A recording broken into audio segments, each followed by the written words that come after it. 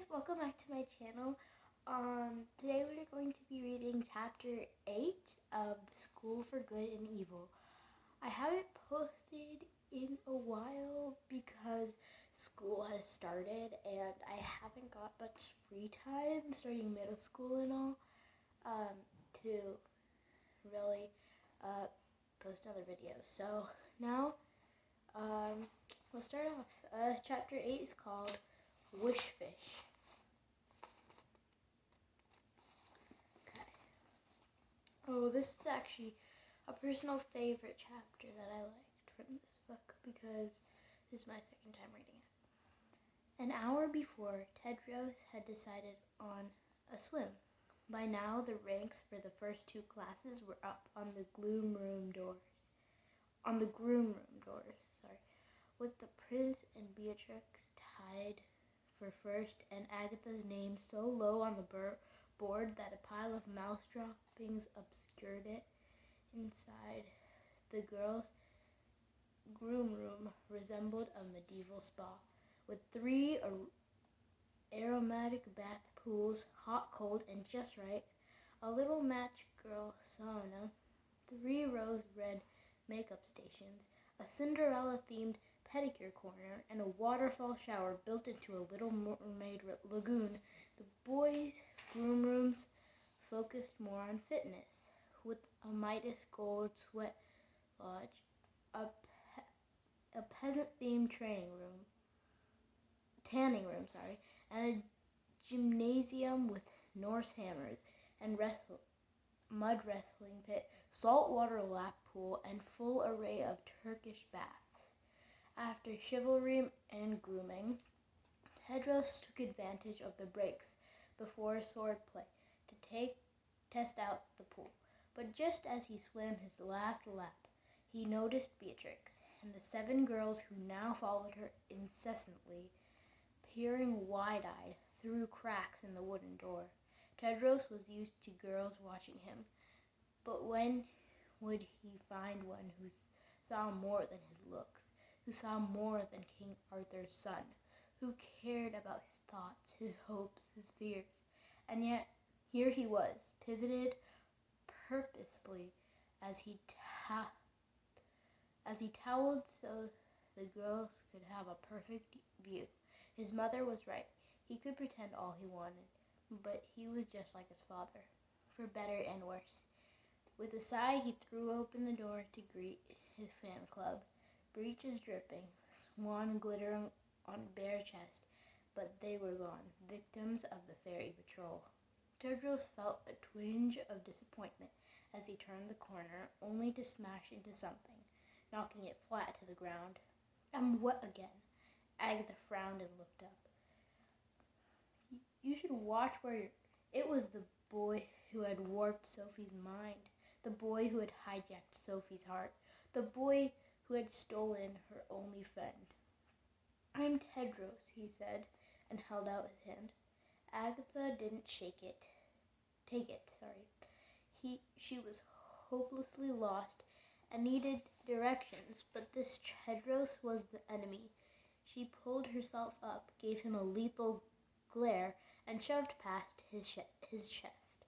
That's when she noticed, in addition to everything else she hated about this boy, he smelled like one too. She stormed to the end of the hall, clumps thunking ogreishly on the glass, and with a last venomous sneer, snatched at the door. It was locked. "It's this way," Tedros pointed to the stairwell behind him. Agatha huffed past him, holding her nose. "Nice to meet you," the prince called. He heard her snort in disgust before she trundled down the steps, casting shadows all the way. Tedros grimaced. Girls loved him. They always loved him. But this freakish girl looked at him like he was nothing. For a moment, he felt his confidence crack. Then remembered what his father once said: "The best villains make you doubt." Tedros thought he could face down any monster, any witch, any force evil could conjure. But this girl was different. This girl was scared. Dread pricked his spine. So why is she in my school? Animal communication, taught by Princess Uma, took place on the lakeside banks of Halfway Bay. For the third time that day, Agatha arrived to find a class was girls only. Surely the school for evil didn't see the need to decide what was a boy skill or girl skill. But here in the Good Towers, the boys went off to fight with swords, while girls had to learn dog barks and owl hoots. No wonder princesses were so impotent in fairy tales, she thought. If all they could do was smile and stand straight and speak to squirrels, then what choice did they have but to wait for a boy to rescue them? Princess Uma looked far too young to be a teacher. Nestled in prim grass, backlit by lake shimmer, she sat very still, hands folded in her pink dress, with black hair to her waist, olive skin, almond-shaped eyes, and crimson lips pursed in a tight O. When she did speak, it was in a giggly whisper. But she couldn't make it through a full sentence. Every few words, she'd stop to listen to a distant fox or duff, and respond with her own giddy howl or chirp. When she realized she had a whole class staring at her, she kept her hands over her face. "Oops," she teeheed. "I have too many friends." Agatha couldn't tell if she was nervous or just an idiot. "Evil has many weapons on its side," said Princess Uma, finally settling down. "Poisons, plagues, curses, hexes, henchmen, and black magic. But you have animals." Agatha snickered. When faced with an axe-wielding henchman, she would be sure to bring a butterfly. Judging by the others' faces, she wasn't the only one unconvinced. Princess Uma noticed. The teacher unleashed a piercing whistle, and a barrage of barks, bays, neighs, and roars blasted from the woods beyond the school. The girls plugged their ears in shock. "See?" Uma chuckled. "Every animal can talk to you if you know how to talk to them. Some even remember when they were human." With a chill, Agatha thought of the stuffed animals in the gallery, all former students just like them. "I know everyone wants to be a princess," said Uma, "but those of you with low ranks won't make good princesses. You'd end up shot or stabbed or eaten, and that's not very useful. But as a sidekick fox or spying sparrow, a friendly pig, you might find a much happier ending." She squeaked through her teeth, and on cue an otter bobbed to shore from the lake, balancing a jeweled storybook on its nose. "You might keep a captive maiden coming or lead her to safety," Uma said, holding out her hands. The nervous otter bumped the book on his nose to find the right page. "Or you might help make a ball gown," Uma said, eyeing the bumbling creature. "Or you might deliver an urgent message, or ahem." With a yip, the otter found the page, slid the book into her hands, and collapsed from stress.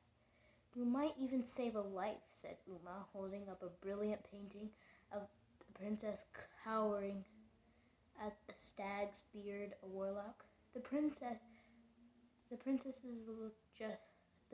looked just like her.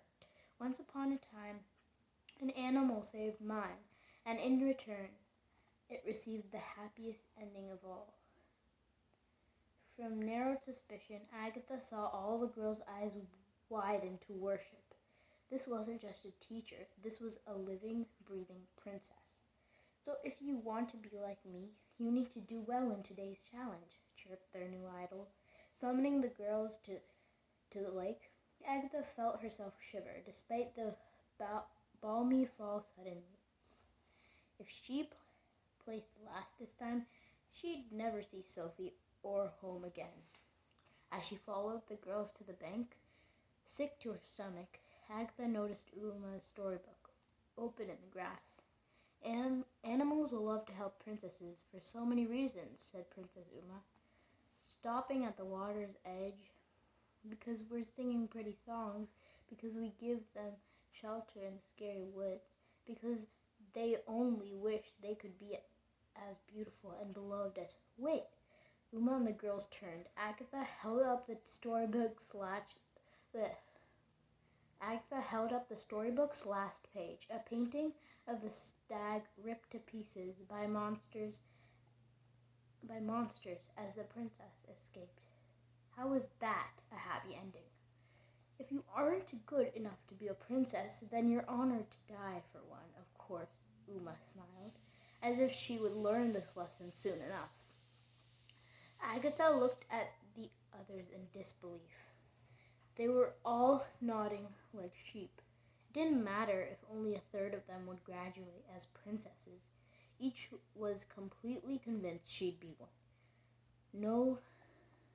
No, those stuffed, mounted creatures in the museum weren't once girls like them. They were just animals, slaves to the greater good. But if animals are going to help us, first we have to tell them what we want, Uma said, kneeling before the gleaming blue lake. So today's challenge is, she swirled her finger in the water and 1,000 tiny fish surfaced. White as snow. Wish fish, Uma beamed. They dig inside your soul and find your greatest wish. Very helpful if you've lost your tongue or voice and need to tell a prince to kiss you. Now all you do is put your finger in the water and the fish will read your soul. The girl with the strongest, clearest wish wins. Agatha wondered what these girls' souls would wish for. Death, perhaps. Millicent went first. She put her finger in the water, closed her eyes. When she opened them, the fish had all turned different colors and were gaping at her, confused. What happened? Said Millicent. Foggy mind, Uma sighed. Then Kiko, the adorable girl who had gifted Agatha lipstick, put her finger in the water. The fish turned red, orange, and peach, and started assembling into some kind of picture. What do good souls wish for? Agatha wondered, watching the first jumble into place. Peace for their kingdom, health for their families, destruction of evil. The first drew a boy instead. Tristan, Kiko chimed, recognizing his ginger hair. I caught his rose at the welcoming. Agatha groaned. She should have known. Then Rena dipped her finger, and the fish changed colors, gliding into a mosaic of a burly, gray-eyed boy, pulling an arrow into his bow. Chaddock, blushed Rena. Honor Tower Room 10. Giselle's fish drew dark-skinned Nicholas. Flavia wished for Oliver. Sahara's painted Oliver's bunkmate Bastion. At first Agatha found it dumb, but now it was scary. This was what good souls craved? Boys they didn't even know? Based on what? Love at first sight, Uma gushed. It's the most beautiful thing in the world. Agatha gagged. Who could ever love boys? Preening, useless thugs who thought the world belonged to them. She thought of Tedros, and her skin burned. Hate at first sight. Now that was believable. With the fish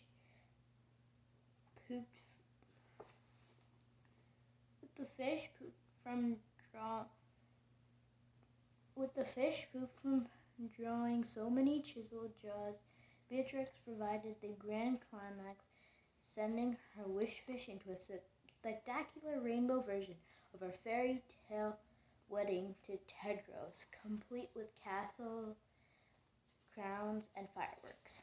All around, Girls' eyes welled with tears, either because the scene was so beautiful or because they knew they could never compete. Now you must hunt him, Beatrix, Uma said. You must make this tread roast your mission, your obsession, because when a true princess wants something enough, she swirled her fingers in the lake. Your friends unite to you. The fish turned bright pink. Fight for you. The fish clustered tight and make your wish come true. Uma reached her arm into the water and pulled it out. The fish transformed into her soul's greatest desire. What is it? Rena asked, confused. A suitcase, whispered Princess Uma, and hugged it to her chest. She looked up at 20 befuddled girls. Or should I give you your ranks? But she didn't go yet, said Beatrix, pointing at Agatha. Agatha would have clobbered her, but there was no menace in Beatrix's voice. This girl wasn't troubled that a lake full of fish had just been turned into luggage. Instead, she was worried Agatha didn't have her turn. Perhaps she wasn't so bad after all. So Rena can have her room when she fails. Beatrix smiled. Agatha took it back. Oh dear, one left, said Uma, staring at Agatha. She gazed at the lake, empty of wish, then at her precious pink suitcase. It happens every time, she mourned. With a sigh, she dropped it back into the lake and watched it sink and bob up as 1,000 white fish.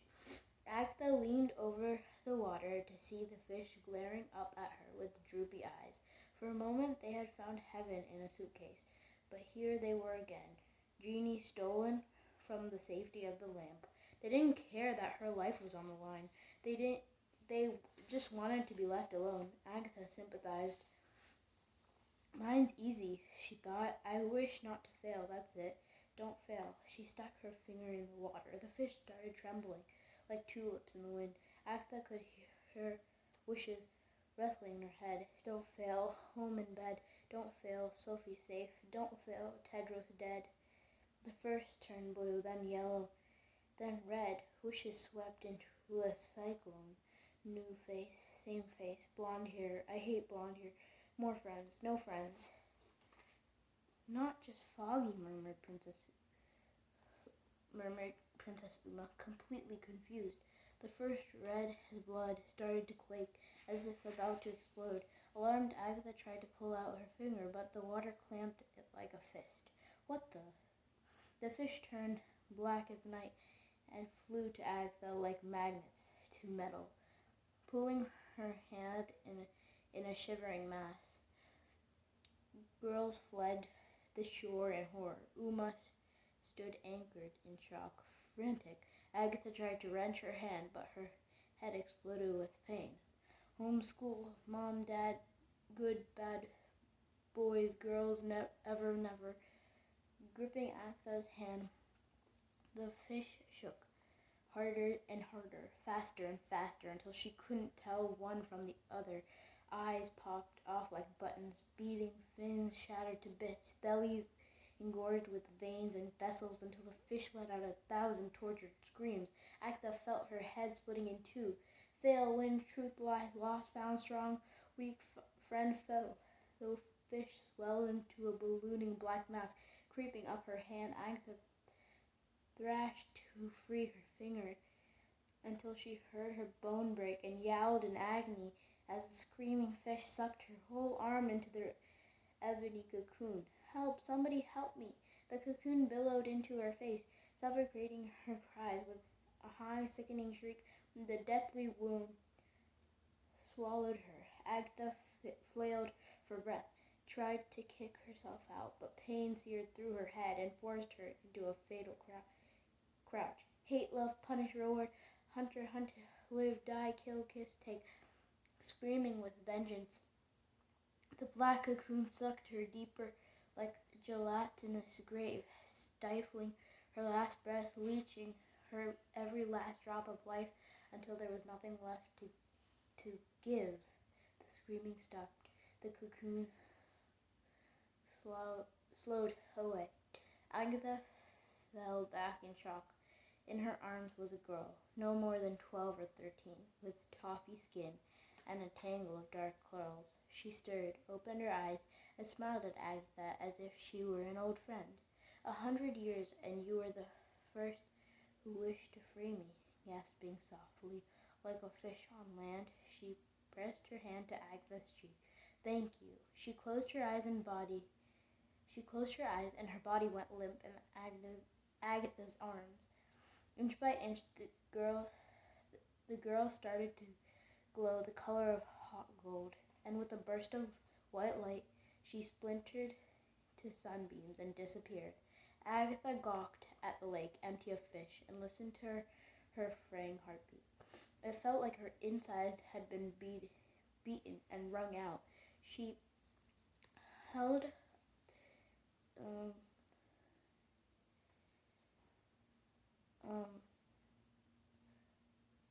empty of fish.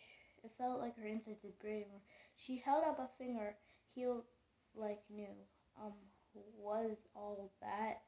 She took a deep breath and turned. Normal? The entire class was dispersed behind trees, including Princess Uma, whose expression answered her question. Loud squawks pealed from above. Agatha looked up at the friendly dove her teacher had greeted earlier. Only the dove's calls weren't friendly anymore, but wild, frantic. From the endless woods came a fox's growl, guttural and disturbed. Then more howls and wails from all around, nothing like the earlier welcome. The animals were in a frenzy now. They screamed louder, building with fever. What's happening? Agatha cried, hands over ears. As soon as she saw Princess Uma's face, she knew they wanted too. Before Agatha could move, the stampede came from every direction. Squirrels, rats, dogs, moles, deer, birds, cats, rabbits, the bumbling otter, every animal on the school grounds, every animal that could squeeze through the gates, charged towards their savior. Make us human, they demanded. Agatha blanched. Since when could she understand animals? Save us, princess, they cried. Since when could she understand illusional animals? What do I do? Agatha shouted. Uma took one glance at these animals, her faithful puppets, her bosom friends. Run! For the first time, someone at this school gave Agatha advice she could use. She dashed from the towers as magpies pecked her hands. Mice clung to her clumps. Frogs hopped up her dress. Batting at the mob, she stumbled up the hill, shielding her head, hurling hawks, hares. But just as she had the white swan doors in sight, a moose charged out of the trees and sprang. She ducked, and the moose crashed, skewering the swans. Agatha bolted through the glass stair room, past Pollux on goat legs, who glimpsed the onslaught behind her. What in the devil? A little help, she yelled. A little help, she yelled. Don't move, Pollux shrieked, but Agatha was already charging up the honor stairs. When she looked back, she saw Pollux deflecting animals right and left before 1,000 butterflies crashed through the sunroof and knocked his head off his goat legs, leaving the herd to chase her up the steps. Not into the towers, Pollux had screeched as it rolled out the door. But Agatha blew through the corridors into the full classrooms of Hansel's Haven as boys and teachers tackled porcupines, ill-advised, and screaming girls hopped desks in high heels, extremely ill-advised. She tried to escape the three-ring hubbub, but animals just snatched mouthfuls of candy and kept chase. Still, she managed just enough a lead to sprint up the stairs, slide through the frosted door, and kick it shut before the first weasel popped through. Agatha doubled over, shadowed by towering hedges of King Arthur. The glacial rooftop breeze bit into her bare arms. She wouldn't last long up here. As she squinted through the clouded door for a teacher or nymph to rescue her, she noticed something reflected in it. Agatha turned to a muscled silhouette hulking through sun mist. She wilted with relief. For once she was grateful for boys and ran towards her faceless prince. She jolted back, the horned gargoyle ripping through mist and blasted the door aflame. Agatha dove to avoid a second firebomb and ignited the hedge of Arthur, Marion, Guinevere. She tried to crawl to the next hedge, but the gargoyle just burnt them one by one until the king's story was a storm of ash, stranded in flames. Agatha looked up at the smoldering demon as he pinned her chest to the ground with his cold stone foot. There was no escape from him this time. She went limp and closed her eyes. Nothing came. She opened her eyes and found the gargoyle kneeling before her, so close she could see the reflection in his glowing red eyes, reflection of a scared little boy. "You want my help?" she breathed. The gargoyle blinked back, hopeful tears. But I don't know how I did it," she stuttered. "It was an accident." The gargoyle gazed into her eyes and saw she was telling the truth. It slumped to the ground, scattering ash around them. Looking down at the monster, just another lost child, Agatha thought of all the creatures in this world. They didn't follow orders because they were loyal. They didn't help princesses because they were loving. They did it because someday maybe the loyalty and love would be repaid with a second chance at being human. Only through a fairy tale could they find their way back to their imperfect selves, to their storyless lives. She too was one of these animals now, searching for the way out. Agatha bent down and took the gargoyle's hand in hers. "I wish I could help you," she said. "I wish I could help us all go home." The gargoyle lay its head in her lap. As the burning men closed in, a monster and child wept in each other's arms. Agatha felt its stone touch soften. The gargoyle lurched back in shock. As it stumbled to its feet, its rock shell cracked, its claws smoothed to hands, its eyes lightened with innocence. Stunned, Agatha ran to it, dodging ricocheting flames just as the monster's face began to melt into a little boy's. With a gasp of joy, she reached to him. A sword impaled his heart. The gargoyle instantly reverted to stone and let out a betrayed cry. Agatha spun in horror. Tedros leapt through a wall of fire onto the gargoyle's horned skull, Excalibur in hand. "Wait!" she shouted, but the prince was staring at his father's memory in flames. "Filthy, evil beast," he choked. "No." Tedros slammed down his sword on the gargoyle's neck and sliced off its head. "He was a boy, a little boy," Agatha screamed. "He was good." Tedros landed in her face. "Now I know you're a witch." She punched him in the eye. Before she could punch him in the other one, fairies, wolves, and teachers of both schools burst into the menagerie, just in time to see a furious wave crash over the burning roof, lashing the foes apart.